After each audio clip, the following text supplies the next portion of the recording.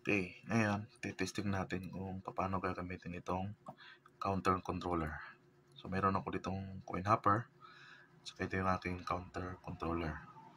So kung ano natin gagawin, kapit natin itong signal cable sa coin hopper. Tapos saksak natin itong power supply ng ating counter controller.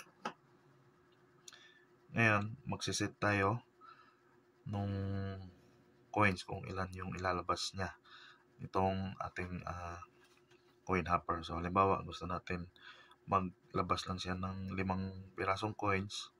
So ganito ang pag-set. So long press natin yung up, tapos pindutin yung set para lumipat yung digit, tapos set tayo ng numbers kung ilan ang ilalabas. So ang target natin is 5, 3, 4, 5. So ayan, pagkatapos pindutin natin yung set. So good na tayo. So ang gagawin na lang natin, nandito na yung coins natin sa loob. Sasaksak na lang natin itong plug nung hopper. So sa gilid nung counter controller meron siyang plug. So isaksak natin para mag-under na siya. So ayan, so naglabas siya ng 5 pieces na coins. So nakalagay din na 5. So kung gusto natin maglabas ulit siya ng 5, pinutin lang natin nung set.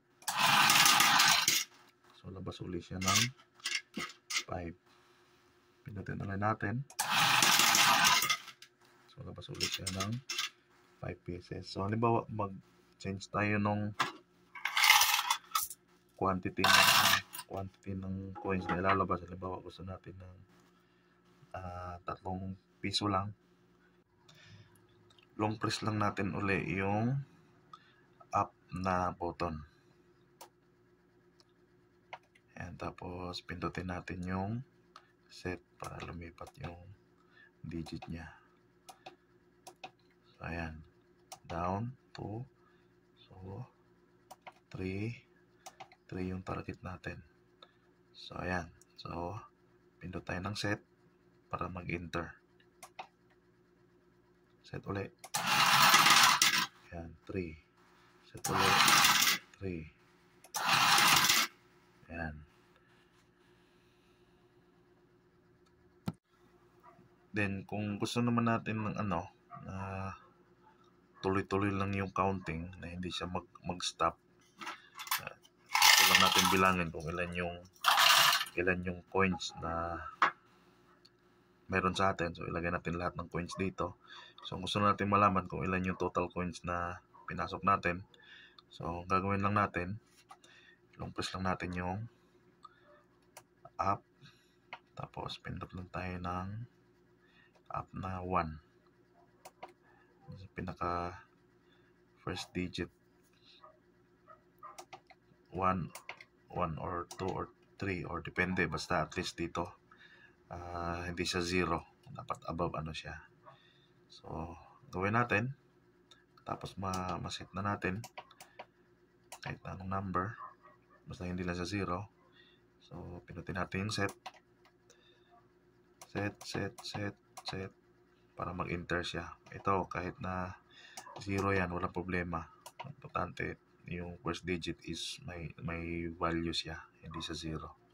So enter natin, enter ulit.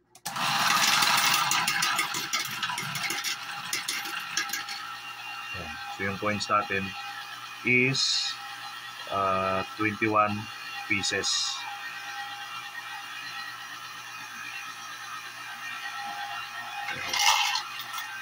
Check natin ulit.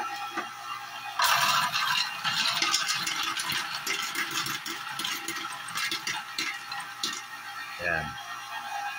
So paano sa i-stop? So pinutin lang natin yung power. Ayan, ganyan lang po ang function nito ng ating counter controller.